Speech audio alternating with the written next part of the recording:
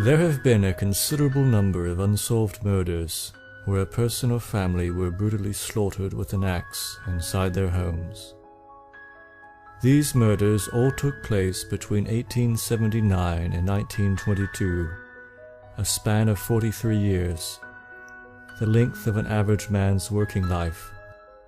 Yet all of them have remarkable and chilling similarities to each other. The first one in 1879 and the last one in 1922 have the most similarities, despite the span of years and vast distance between them. There appears to be a chance that all of these horrific slayings were committed by the same person, who could have been spree killing on and off from his 20s into his 60s. 1879. Martin and Susan Dufour were an elderly couple living alone in a home on Iceville Road on the outskirts of Atlanta, Georgia in the USA. They were well liked in the community, and it was said of them that they had not a known enemy in the world. On the rainy night of Friday, July the 25th, 1879, they were both brutally murdered in their beds with an axe. The attack was so savage and violent that they were both nearly decapitated. The axe used in the attack was later found in the fireplace, covered in ashes and blood.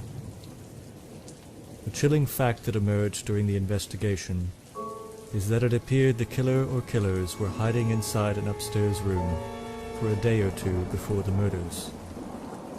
They found human excrement and muddy footprints, indicating entry through a window. The killer or killers waited until Friday night before creeping downstairs to slaughter Mr. and Mrs. Dufour.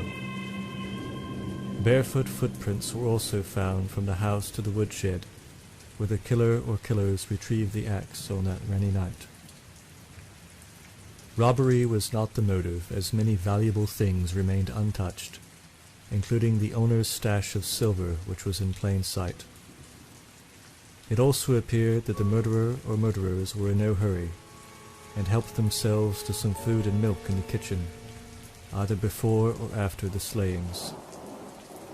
Despite extensive publicity and a long investigation and manhunt, the perpetrator or perpetrators were never found, and the case remains unsolved to this day, over 135 years later. 1884. Only 5 years after the murders of the Dufour couple in Georgia, 25-year-old Molly Smith was sleeping in her home at 901 West Pecan Street in Austin, Texas, when an unknown intruder attacked her in bed with an axe, dragged her still conscious body into the backyard, and raped and murdered her. The murder shocked the city, and a fevered investigation was launched, but the perpetrator was never caught. Several months passed. On the night of Thursday, the 7th of May, 1885, neighbors heard shrill screams of terror from 302 East Cypress Street, which was the home of 30-year-old Eliza Shelley. When neighbors arrived, they nearly fainted at the sight they saw. Miss Shelley had been murdered with an axe so viciously that her head had been split open and her brain was exposed, and her entire bed was bright red, having been soaked with blood. They found a single footprint from a barefoot person in blood, but her killer was never caught. The city of Austin, after these two terrible murders of random people in their city, was justifiably very frightened. Their horror only increased over the next several months, as 4 more people were found slaughtered in their beds in a similar manner. Panic reached a fever pitch when, on the night of Christmas Eve, 1885, 2 more people were found butchered in their homes. Then the killing stopped, as suddenly and randomly as they had begun. The 8 crime scenes all had certain things in common. No apparent motive, nothing stolen, and a bloody axe or similar sharp implement was left behind. Each was murdered in their beds, or occasionally dragged into the backyard first. Sometimes footprints were found, but police bloodhounds were, for some reason, never able to pick up the trail of the murderer. Another chilling detail is that in every case, no nearby dog ever barked or raised an alarm, even those that were fenced in close to the house. All 8 murders remain unsolved. 1897. 12 years passed by, and our story moves to the rural community of Paradise Ridge, Tennessee. At about 10 p.m. on the night of Tuesday, the 23rd of March, 1897, a local man went to get a glass of water before bed, when he noticed a strange glow about a half-mile in the distance. He realized it was in about the same location as the farm of his neighbors, the Aid family, so he quickly rode out to see what had happened. What he found was shocking. The Aid family farmhouse and every other building on the property was on fire, with some buildings already having fallen down from the flames. Then it began to rain. He went to the farmhouse and saw a truly grisly sight. The entire Aid family had been brutally murdered with an axe. Mr. Jacob Aid, aged 60, his wife Pauline, aged 50, their daughter Lizzie, aged 20, and son Henry, aged 13. Reconstructing the events, it seems that the entire family was sitting in the parlor at about 8 p.m. when the intruder suddenly appeared and killed Mr. Aid with a blow of the axe while he was still sitting in his chair. The rest of the family panicked and tried to escape, but he finished them off one by one. The body of a 10-year-old neighbor girl, Rosa Mourier, was also found in the rubble, but her body was not as badly burned as the others. It was speculated that she had initially been able to escape while the family was being murdered, but the killer ran after her, catching and killing her, then threw her body back into the burning house. She was found with one arm raised above her head, with a hand cut off, and her skull split open. Robbery was not a motive, since there was a large amount of cash and other valuables within easy reach that were not taken. Chillingly, as in the Dufour murders, there was evidence that the killer had fixed himself a meal before setting the house ablaze and leaving. Despite a massive investigation, the perpetrator was never found. A gravestone now sits in the lonely field where the Aid home once stood. 1911. 14 years passed quietly by, without any reports of the kind of horrors on this list.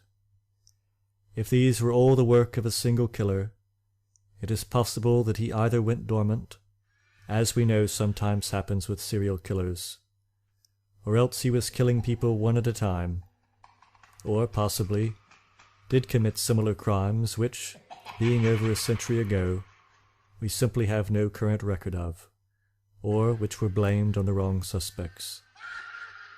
What we do know is that on June the 8th, 1911, a family of 4 was found murdered in their house in Ardenwald, Oregon, near Portland, by means of an axe. The bodies of the children were found in their beds, but the bodies of the parents were found in another part of the house. There was no obvious motive, and the killer was never found. 1911. Only a month after the slayings in Oregon, concerned neighbors entered the home of Mr. and Mrs. Archie Coble, near Rainier, Washington. They had both been murdered in bed with an axe. Nothing of value had been taken from the house. Many noted the similarity to the horror only a few weeks earlier in the neighboring state, but there were few clues to go on. Before 2 more months had gone by, however, the body count would accelerate dramatically as the killer moved back east. 1911. On the night of Sunday, the 17th of September, 1911, in Colorado Springs, a person wielding an axe entered the home of Mrs. Alice May Burnham and murdered her in her bed, along with her 6-year-old daughter and 3-year-old son. Mrs. Burnham's sister found the bodies 3 days later when she went to the home after becoming concerned about not hearing from them.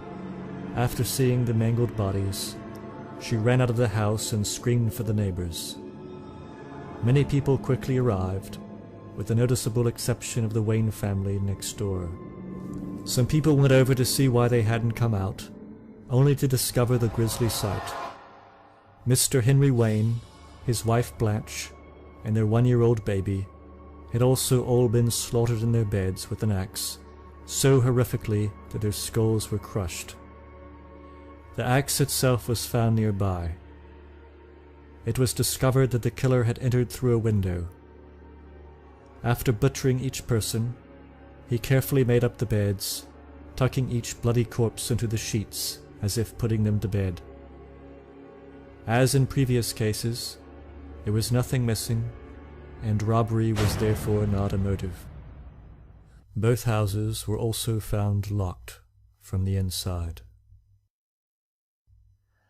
1911. Only 13 days after the massacre of the 2 families in Colorado Springs, members of the First Presbyterian Church in Monmouth, Illinois, arrived for the Sunday morning service, only to discover the church doors still locked. They phoned the caretaker, Mr. William Dawson, whose responsibility it was to unlock the church that morning, but he didn't answer his phone. A few of the men went to his house to fetch him. When they arrived at Mr. Dawson's home, they found the window blinds all closed. On going inside, they found the bodies of Mr. and Mrs. Dawson and their teenage daughter, dead in their beds with their skulls crushed. Robbery was not a possible motive because, as in all the previous murders, nothing had been stolen from the house. 1911. 2 weeks after the Dawson family slayings, a woman in Ellsworth, Kansas was worried about her neighbors, who were no longer answering their telephone. She walked over to check on them and found their door ajar. She went inside and found that the entire family of 5 had been murdered in their beds. Mr. and Mrs. Sherman and their 3 children, all of them killed with an axe. The axe had been stolen from another neighbor's yard and was left inside the house. Strangely, their telephone was covered with a piece of clothing, perhaps to muffle the sound of the ringer. 1911. The pattern of a family murdered approximately every 2 weeks continued. Since 2 weeks after the Sherman family killings, the killer struck again in Mount Pleasant, Iowa, but this time unsuccessfully. On the morning of Tuesday, the 30th of October, 1911, Mr. J.B. Jordan left his home for work. He left by the kitchen and neglected to lock the door on his way out. 20 minutes later, his eldest son heard his mother yell from downstairs and rushed down to find her laying in bed covered in blood with a serious head wound. She soon went into unconsciousness and on waking up had no memory of the attack, though she had been attacked so brutally that she was now blind in one eye. Nothing of value was taken from the home. 1912. 8 months later, the killer returned to Kansas, this time to the town of Paola. Neighbors were concerned that a young couple who lived nearby, 21-year-old Mr. Roland Hudson and his wife, had not been seen lately. They went to their house and discovered that they had both been murdered in their beds. Nothing of value was taken. One of the window screens had been cut and set aside so that the killer could obtain entry to the house. Very creepily, the same night as the Hudson murders, another family in the same town awoke to the sound of a lamp crashing to the floor somewhere inside their house. A man was then seen leaving. They later discovered that he had entered through a window. The local sheriff believed that this had been the same home invader responsible for the previous murders. one can only say that this family was very fortunate. 1912. Less than a week after the previous murders, the killer returned to Iowa, to the town of Villisca. On the morning of Monday, June the 11th, 1912, Mrs. Mary Peckham went to check on her neighbors, who were not out doing their morning chores as usual. She knocked on their door, but received no answer. Most people kept their homes unlocked in this day and age, especially in farming communities, so she tried the door handle, but it was locked. She called over another neighbor who had a spare key, and after going inside, they discovered the horrible crime scene. The entire Moore family had been annihilated. Mr. Josiah Moore, aged 43, his wife Sarah, 39, their daughter Catherine, aged 10, and their 3 sons, Herman, aged 11, Arthur, 7, and Paul, 5. In addition, 2 girls, sisters, who were having a sleepover with the Moore daughter, were also butchered. Lena and Ina Mae Stillinger, aged 8 and 12 respectively. Mr. Moore had received so many horrific blows to his face that his corpse was unrecognizable, and his eyes were missing. The killer had swung the axe so fiercely that there were gouge marks on the ceiling from the upswing. The bloody axe was found in the room downstairs where the girls had been sleeping. One of the girls had apparently woken up during the attack, since she had a deep wound on her arm, as though she had held it up in defense. Every mirror in the house had been draped and covered with pieces of clothing. In addition to the axe murders themselves, 3 additional details are eerily similar to the slaughter of the DeFore couple in Atlanta 33 years earlier. Firstly, nothing was stolen. Secondly, it appeared that the killer spent time just roaming around the house afterwards, even preparing himself a plate of food in the kitchen. Thirdly, and most eerily, evidence suggested that the killer had hidden in the attic for some unknown period of time before the murders, smoking cigarettes and waiting for the family to go to sleep, before coming out to slaughter them. Despite a 10-year-long intensive investigation, which included the participation of the nation's leading criminologists, the murderer was never found. Update. In 2015, a ghost researcher who was staying in the house overnight suddenly stabbed himself in the chest at 1 a.m., surviving but with serious injuries. He said he did not know why he did it, but just felt the urge. 1914. 2 years after the massacre in Villisca, a family in Blue Island, Illinois was found murdered in their beds. Mr. Jacob Misklick, along with his wife, adult daughter, and grandbaby. Nothing was taken, and no one was caught. 1918-1919. 7 people were murdered with an axe in and around New Orleans, Louisiana, between May of 1918 and October of 1919. Most victims were killed in bed after the perpetrator broke into their homes at night.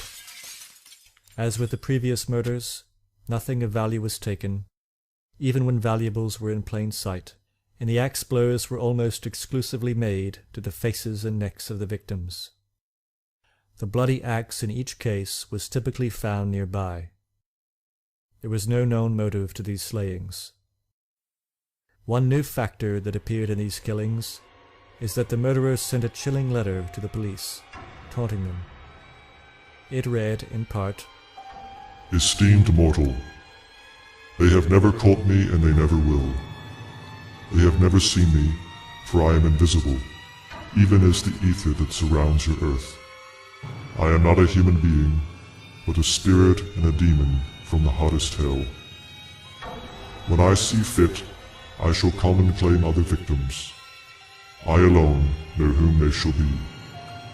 I shall leave no clue except my bloody axe, besmeared with blood and brains of he whom I have sent below to keep me company. Let them, the police, not try to discover what I am. For it were better that they were never born than to incur the wrath of the AXEMAN. I don't think there is any need of such a warning, for I feel sure the police will always dodge me, as they have done in the past. They are wise and know how to keep away from all harm. Undoubtedly, you all think of me as a most horrible murderer, which I am. But I could be much worse if I wanted to. If I wished, I could pay a visit to your city every night. At will, I could slay thousands of your best citizens, for I am in close relationship with the Angel of Death. I have been, am, and will be the worst spirit that ever existed either in fact or realm of fantasy.